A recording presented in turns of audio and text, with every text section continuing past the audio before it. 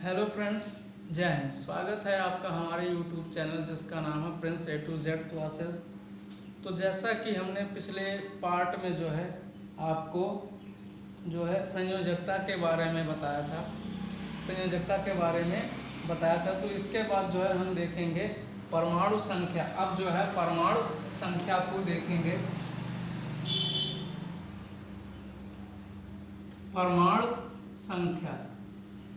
परमाणु संख्या क्या चीज होता है इसके बारे में जानेंगे। तो परमाणु संख्या बराबर जो होता है, यानी परमाणु संख्या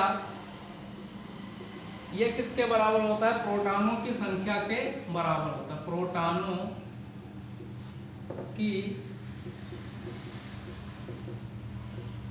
संख्या के बराबर होता है। यानी जैसे मान लीजिए हाइड्रोजन है, हाइड्रोजन के अंदर पहली बात तो यह है कि हाइड्रोजन में जो है, जैसे मान लीजिए ये हमारा जो है हाइड्रोजन परमाणु है, इसके नाभिक में जो है एक प्रोटॉन और एक न्यूट्रॉन रहेगा और इसके बाहर जो है इलेक्ट्रॉन हमारी इसकी कक्षा में चक्कर लगाएगा। तो कहने का मतलब ये है कि इसके नाभिक में, इसको नाभिक कहा जाएगा, न्यूक्लियस इसको कहा जाता है। तो नाभिक में जो है प्रोटॉन जितने रहेंगे उतने ही उसका परमाणु संख्या रहेगा। तो जैसे मान लीजिए कार्बन का जो है परमाणु क्रमांक जो है वो 6 है, तो इसके परमाणु संख्या भी क्या होगी? 6। इसके नाभिक में प्रोटॉनों की संख्या 6 होगी और 8 जो है ऑक्सीजन का 8 है। तो कहने का मतलब यह है कि ऑक्सीजन का जो है 8 है, 8 जो है इसके अंदर जो है, यानी परमाणु के अंदर प्रोटॉनों की संख्या 8 रहेगी। तो इसका जो परमाणु संख्या भी 8 हो जाएगा। तो यह है इसका परमाणु संख्या। इलेक्ट्रॉन एवं न्यूट्रॉन की संख्या में परिवर्तन होने से, जैसे मान लीजिए एक उदाहरण लेते हैं, जैसे मान लीजिए सोडियम का उदाहरण ले रहे हैं। सोडियम का जो है परमाणु क्रमांक 11 है। कहने का मतलब जितना इसका परमाणु क्रमांक है उतने ही इसके नाभिक में, अब इसका जो है इलेक्ट्रॉनिक विन्यास किया जाएगा 2, 8 और 1। 2, 8, 1 हो गया। 2, 8, 1 इसका इलेक्ट्रॉनिक विन्यास हो गया। अब इलेक्ट्रॉनिक विन्यास के बाद जो है इसमें प्रोटॉनों की संख्या कितनी होगी? कहने का मतलब यह है कि इसमें जितना इसका परमाणु क्रमांक रहेगा उतना ही इसमें प्रोटॉन होंगे और प्रोटॉनों की संख्या के बराबर ही इलेक्ट्रॉन रहेंगे। यानी कहने का मतलब इलेक्ट्रॉन भी इसमें कितने रहेंगे? 11 प्रोटॉन और 11 इलेक्ट्रॉन रहेंगे। और न्यूट्रॉनों की संख्या कितनी रहेगी? न्यूट्रॉनों की संख्या कितनी रहेगी? इसमें 12 रहेगी। तो अब जो है, अब मान लीजिए इसमें जो है परमाणु, इसमें से एक इलेक्ट्रॉन निकल जा रहा है। यानी जो अष्टक नियम का मतलब यह होता है कि इसके वायतम कोश में इलेक्ट्रॉनों की संख्या जो है वो 8 रहे। यही हर जो परमाणु है वो यही चाहता है कि उसके वायतम कोश में इलेक्ट्रॉनों की संख्या 8 रहे।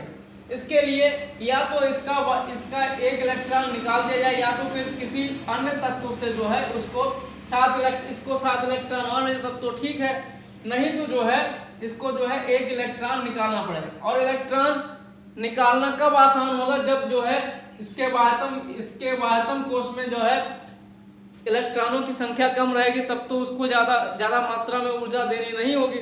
लेकिन अगर इलेक्ट्रॉनों की संख्या वायतम कोश में ज्यादा है, इलेक्ट्रॉनों की संख्या इसके वायतम कोश में अगर ज्यादा है, तो उसको निकालने के लिए ऊर्जा की ज्यादा आवश्यकता होगी। इसलिए जो है बेहतर यही होगा कि जो कम इलेक्ट्रॉन है उसको बाहर निकाल दिया जाए। तो कहने का मतलब यह है कि अगर सोडियम के वायतम कोश में एक इलेक्ट्रॉन को बाहर निकाल दिया जाएगा तो इसके वायतम कोश में जो है 8 इलेक्ट्रॉन हो जाएंगे। और इसको लिखा कैसे जाएगा, सोडियम जो है परमाणु क्रमांक 11 हो जाएगा। जब इसमें से एक इलेक्ट्रॉन निकल जाएगा तो यहाँ पर प्लस का चार्ज आ जाएगा। यानी कहने का मतलब यह है कि जब इसमें से एक इलेक्ट्रॉन निकल जाएगा तो यहाँ पर पॉजिटिव चार्ज हो जाएगा। अब इसमें इलेक्ट्रॉनों की संख्या कितनी हो जाएगी, 2 और 8। यानी एक इलेक्ट्रॉन तो निकल गया, लेकिन अब जो है यहाँ पर 2 8 इसका जो है इलेक्ट्रॉनिक विन्यास जो हो जाएगा 2 और 8 हो जाएगा। अब इसमें जो है प्रोटॉनों की संख्या 11 ही रहेगी। इसमें प्रोटॉन की संख्या जो है, प्रोटॉन की संख्या जो है कितनी रहेगी, 11 रहेगी। लेकिन इलेक्ट्रॉन की संख्या जो है, अब चूंकि इसमें से एक इलेक्ट्रॉन निकल गया तो इलेक्ट्रॉन की संख्या इसमें 10 रह जाएगी।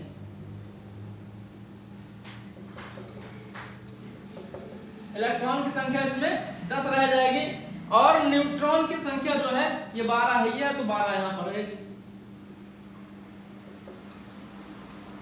न्यूट्रॉन की संख्या 12 रह जाएगी। तो कहने का मतलब यह है कि इलेक्ट्रॉन एवं न्यूट्रॉन की संख्या में परिवर्तन होने से, इलेक्ट्रॉन और न्यूट्रॉन की संख्या में परिवर्तन होने से परमाणु संख्या में कोई अंतर नहीं आता है। परमाणु संख्या में कोई भी अंतर नहीं आता है। कहने का मतलब यह है परमाणु संख्या में इसके कोई भी परिवर्तन नहीं आता है। और जितने ही परमाणु में प्रोटॉन रहेंगे उतना उसका वही क्या होता है, उसका परमाणु संख्या होती है। अगला जो है हम बात करेंगे द्रव्यमान संख्या, परमाणु द्रव्यमान संख्या के बारे में।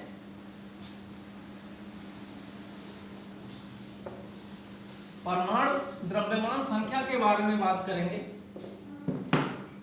द्रव्यमान संख्या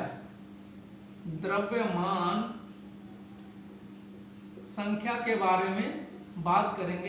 तो द्रव्यमान संख्या क्या होता है, प्रोटॉनों की संख्या प्लस न्यूट्रॉनों की संख्या।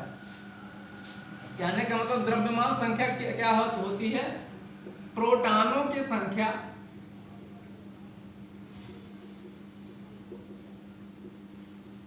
प्लस न्यूट्रॉनों की संख्या।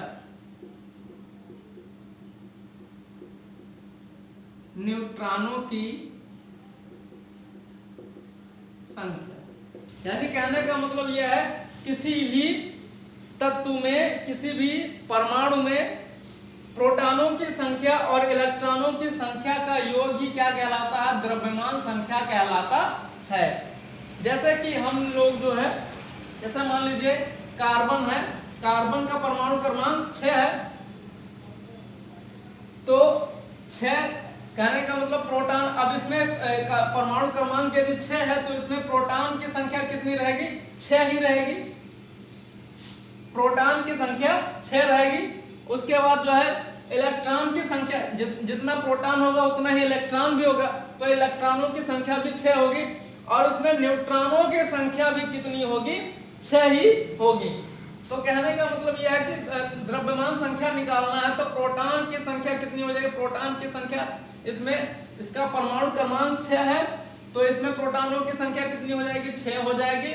और न्यूट्रॉनों की संख्या भी 6 हो जाएगी, तो 6 और 6 12 हो जाएगी। तो ये क्या है, द्रव्यमान संख्या निकल के चला आया। जैसे इसको व्यक्त कैसे किया जाता है, जैसे मान लीजिए ये x है, ये क्या है x, ये कोई x एलिमेंट है, एलिमेंट यानी इसको क्या कहा जाएगा, तत्व। x एलिमेंट हो गया, इसको यहां पर लिखा जाता है a और नीचे लिखा जाएगा z। ये क्या है, एटॉमिक नंबर, इसको कहा जाएगा एटॉमिक नंबर, ये एटॉमिक नंबर हो गया। और इसके बाद जो है mass number, mass number, mass number, ये है द्रव्यमान संख्या, द्रव्यमान संख्या।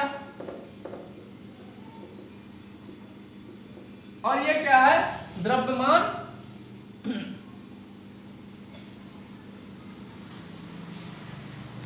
यह है द्रव्यमान संख्या और एटॉमिक नंबर, यह परमाणु संख्या है, परमाणु संख्या है। तो कहने का मतलब यह है कि कोई तत्व है, इसको एलिमेंट कहा जाएगा, और ये नीचे Z जो है, Z किसको व्यक्त करता है, एटॉमिक नंबर यानी परमाणु संख्या को, और A किसको व्यक्त करता है, मास नंबर यानी द्रव्यमान संख्या को व्यक्त करता है। तो जैसा कि मैंने बताया था अभी जो बताए हैं कि जिसमें जैसे अभी उदाहरण दिया गया कार्बन के परमाणु, जैसे द्रव्यमान संख्या क्या है, प्रोटॉनों की संख्या और न्यूट्रॉनों की संख्या के योग को ही प्रोटॉनों की संख्या प्लस न्यूट्रॉनों की संख्या के योग को ही न्यूट्रॉनों की संख्या के योग को ही क्या कहा जाता है, द्रव्यमान संख्या कहा जाता है। तो कार्बन का जो परमाणु क्रमांक है वो 6 है, यानी इसमें प्रोटॉनों की संख्या कितनी होगी, 6 ही होगी, यानी जितना परमाणु क्रमांक रहेगा उतने ही मात्रा में यहाँ पर प्रोटॉनों की संख्या रहेगी, और जितने भी प्रोटॉन रहेंगे उसके उतने ही इलेक्ट्रॉन भी रहेंगे। इलेक्ट्रॉन की संख्या कितनी हो जाएगी, 6 हो जाएगी, यानी इलेक्ट्रॉन 6, प्रोटॉन 6 और न्यूट्रॉन की संख्या भी 6 होगी। तो कहने का मतलब प्रोटॉनों की संख्या और न्यूट्रॉनों की संख्या, प्रोटॉन की संख्या और न्यूट्रॉन की संख्या 6 है, 6 + 6 = 12। यहाँ पर 12 जो है इसका द्रव्यमान संख्या होगी। अब देखेंगे कि क्या होता है कि जैसे मान लीजिए अब जो है अगर इसके न्यूट्रॉनों की संख्या में कोई परिवर्तन आए, न्यूट्रॉनों की संख्या में अगर कम या ज्यादा हो जा रहा है इसके, तो इसमें क्या होगा, इससे काफी बड़ा परिवर्तन आ सकता है। तो देखेंगे जैसे कार्बन है, कार्बन का परमाणु क्रमांक 6 है, कार्बन का परमाणु क्रमांक 6 है, इसमें प्रोटॉनों की संख्या कितनी रहेगी, प्रोटॉन की संख्या जो है वो 6 रहेगी, इलेक्ट्रॉन की संख्या 6। अब न्यूट्रॉनों की संख्या में यदि परिवर्तन आ जा रहा है, न्यूट्रॉन की संख्या में यदि परिवर्तन आ जा रहा है, मान लीजिए यहाँ पर 6 की बजाय 7 हो गया, तो अब परमाणु द्रव्यमान संख्या का क्या होता है, न्यूट्रॉनों की संख्या, प्रोटॉनों की संख्या प्लस न्यूट्रॉनों की संख्या, प्रोटॉनों की संख्या प्लस न्यूट्रॉनों की संख्या। अब प्रोटॉन की संख्या जो है 6 हो गया और न्यूट्रॉन की संख्या 7 हो गया, और ये हो गया 13, यानी इसके द्रव्यमान संख्या में परिवर्तन आ जा रहा है। तो कहने का मतलब यह है कि परमाणु संख्या में न्यूट्रॉनों की संख्या में, परमाणु संख्या में न्यूट्रॉनों की संख्या में परिवर्तन के कारण होता है। किसी भी परमाणु संख्या में परिवर्तन, उसके न्यूट्रॉनों की संख्या में यदि परिवर्तन हो रहा है तब उसके परमाणु संख्या में परिवर्तन होगा।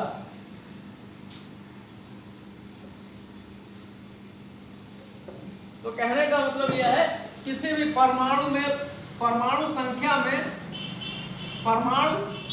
में तब फेरबदल होगा, यानी अंतर तब होगा जब उसमें न्यूट्रॉनों की संख्या में, उसके न्यूट्रॉनों की संख्या में परिवर्तन होगा। यानी कार्बन जो है, जैसे मान लीजिए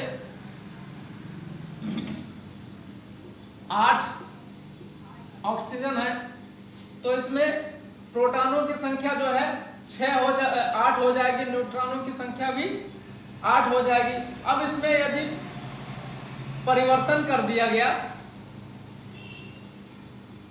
कार्बन को ही मान लीजिए, कार्बन जो है इसमें जो बताए थे कार्बन में 6 प्रोटॉन, 6 इलेक्ट्रॉन,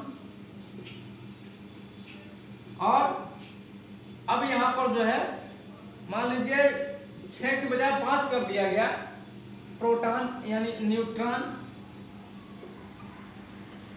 तो जो है अब द्रव्यमान संख्या क्या होगा, द्रव्यमान संख्या जो होगा प्रोटॉन और न्यूट्रॉन की संख्या का योग होता है। प्रोटॉन कितना है, 6 है, और न्यूट्रॉन जो है वो 5 है, तो 6 और 5 11, यानी इसमें परिवर्तन आ गया। न्यूट्रॉनों की संख्या में परिवर्तन होने के साथ द्रव्यमान संख्या में इसके परिवर्तन आ जाता है। तो आज के लिए बस इतना ही। तो आज के लिए बस इतना ही। अगला हमारा नेक्स्ट वीडियो जो है कल आएगा, तब तक के लिए धन्यवाद।